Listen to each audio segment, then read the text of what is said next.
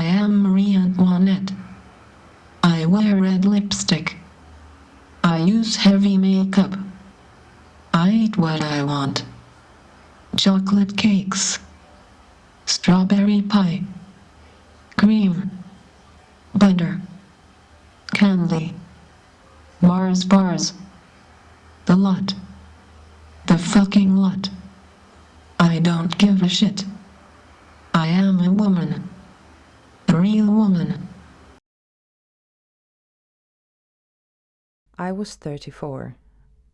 3 plus 4 is 7. A magic number. Previously, I had been doing art about talking to animals. I wanted to understand them, to find a deeper connection. Another dimension, perhaps. One thing led to another. See all shapes and forms.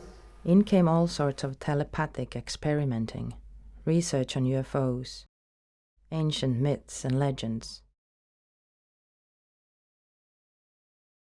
And I was almost sure that all of this was not just a series of coincidences. But then, does this mean that your whole work there in the white space would be pointless? Or what if you would manage to just sit there and be quiet and not play with the gadgets and fruits? But would that be interesting enough? Another option would be to invite only so-called normal people and give them the whole crazy art experience. But then they might just hate it and say it's a waste of taxpayers' money.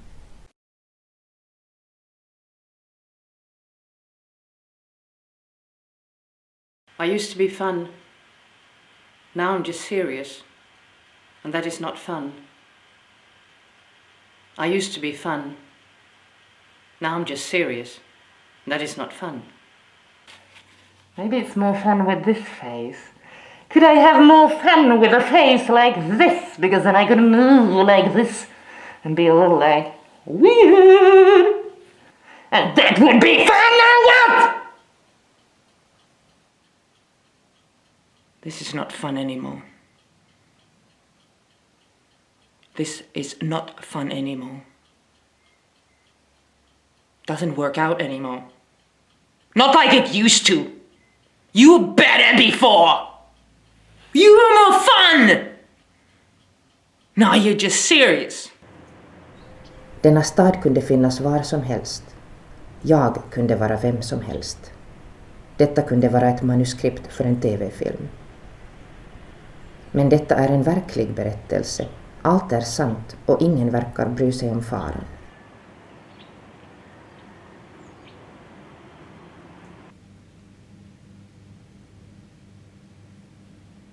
Jag kunde omöjligen ha sett det ifrån mitt fönster som jag brukar inbilla mig. Jag överdriver. Men jag vet att jag kunde känna lukten av radioaktivitet. Lukten av strålning. Jag vet detta trots att jag vet att det är omöjligt. Denna fara saknar lukt. Med lik tystnad som kan höras vill jag påstå att även det luktfria har en lukt.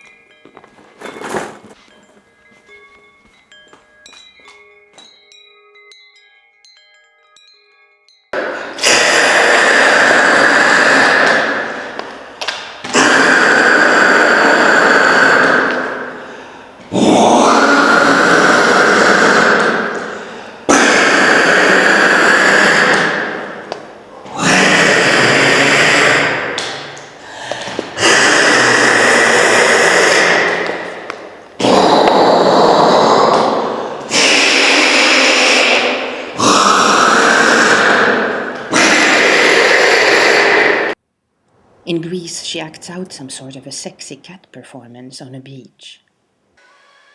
Later on, she asks a friend to paint her as a cat woman. It is a strong red portrait. At times, she wears fur coats to get in touch with her feline spirit. It is fun, but not working that well, really.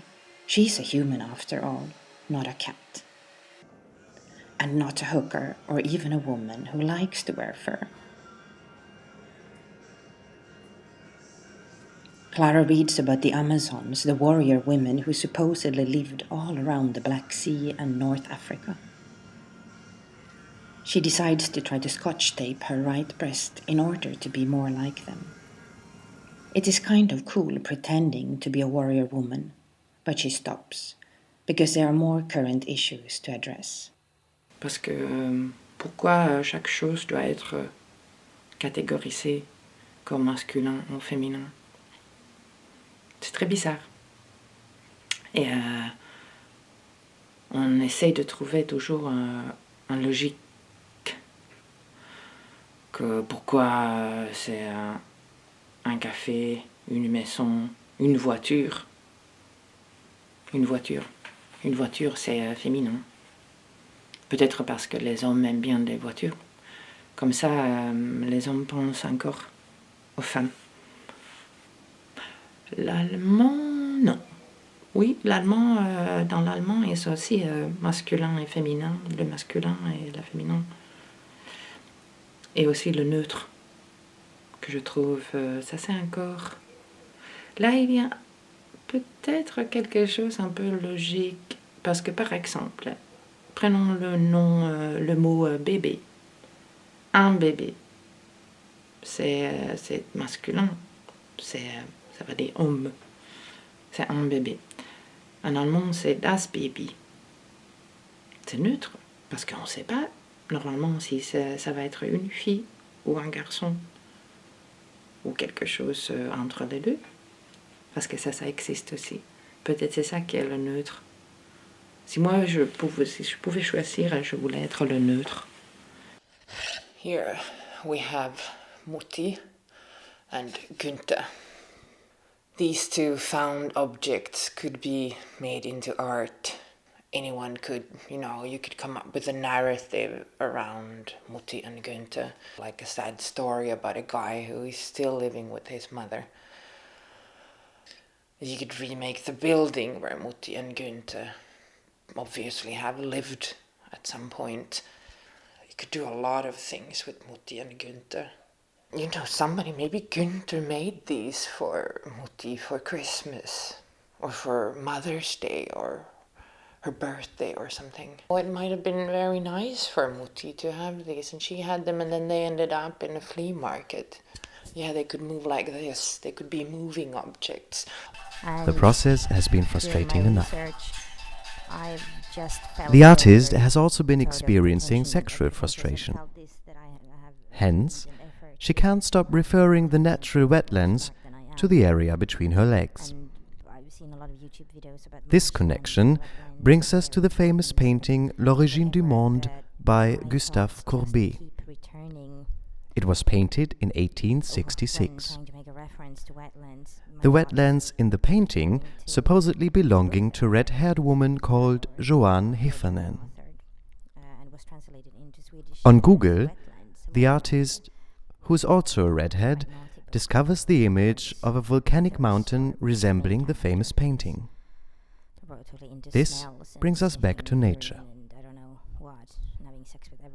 I heard that some birds do this as well, that they collect beautiful items that they sort of install. They make installations.